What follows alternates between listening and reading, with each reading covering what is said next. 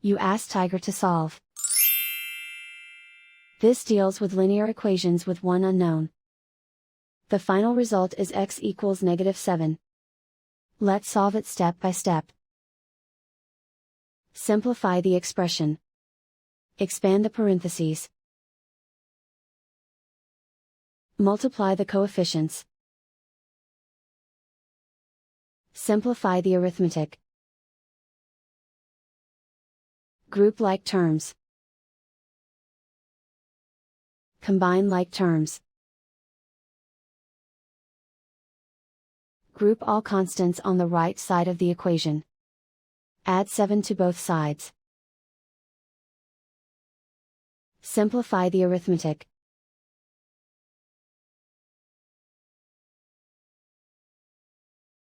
Isolate the x. Divide both sides by 3.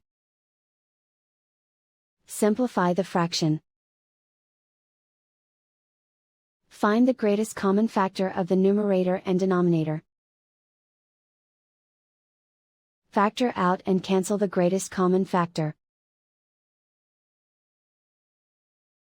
And so the final result is x equals -7.